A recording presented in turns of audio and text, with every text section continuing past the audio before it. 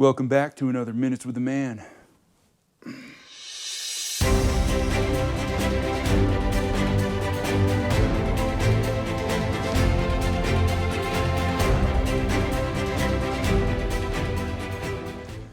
Before I start, I'll have to apologize to the camera operator here.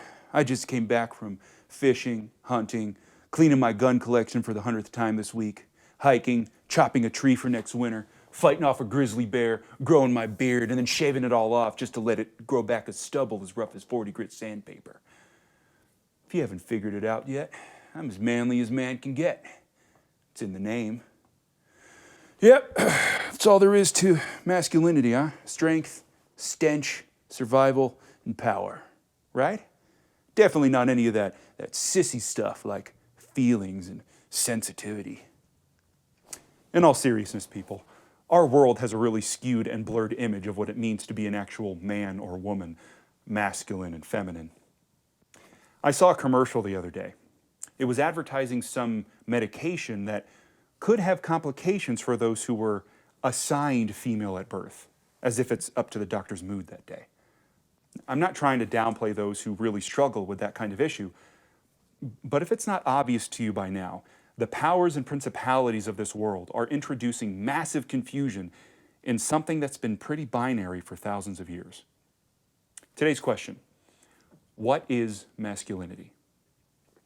Most of us have grown up with the idea that masculinity means strength, ability, power, endurance, provision. Someone who's thick-skinned, stern, logical, matter-of-fact, a maker or a builder, a hard worker.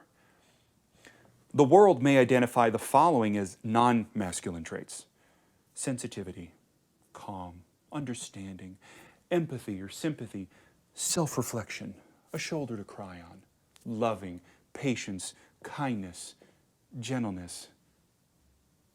If you're paying attention, those last four should have stood out. Hopefully you thought, wait a second, aren't those from the Bible? Yep, 1 Corinthians 13, 4-7. The qualities in that passage are meant for everyone, not some masculine and some feminine.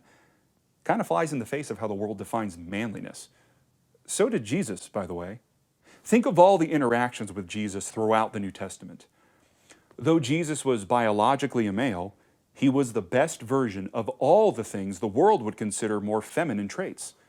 So Jesus, being patient yet stern, loving yet matter-of-fact, emotional yet reasonable, he was manly.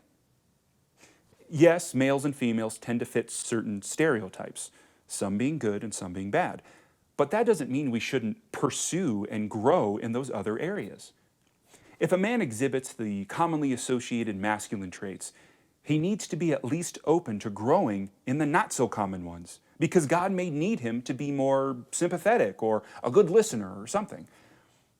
I've learned over the years that when women are venting about their day's hardships, men who listen tend to respond with a bunch of ways to fix the problems when the woman just wants him to listen. Typical masculine response, right? Well, my wife does that to me. She goes into fix-it mode when I'm the one who just wants her to listen. But what about the male who doesn't gravitate towards those manly man activities? What about a man who's on the scrawny side? I knew a few guys like that in college. Their arms and legs looked like toothpicks compared to most other men. Are they less of a man? What about the men who tend towards more feminine qualities? Still a man. Look, I'm 6'2", 6'3" on a good day, pretty muscular. I can swing an axe, shoot a rifle, build a fence, rip out a tree, crack a thick branch over my knee and ignore the pain. But if some scrawny man treats his wife and kids the way Christ commands, he's already the better man. If he can love others as Christ loves the church, he's masculine. Overall, I personally think that some things are clearly masculine and others are clearly feminine. But hopefully I've at least communicated that not all masculine or feminine character traits are mutually exclusive. So if you or someone you know is struggling with their gender identity, perhaps thinking they're one gender trapped in the body of another or somewhere in between, I humbly suggest not using the world's definitions of what makes someone masculine or feminine, male or female. Look to Christ as the example of true masculinity.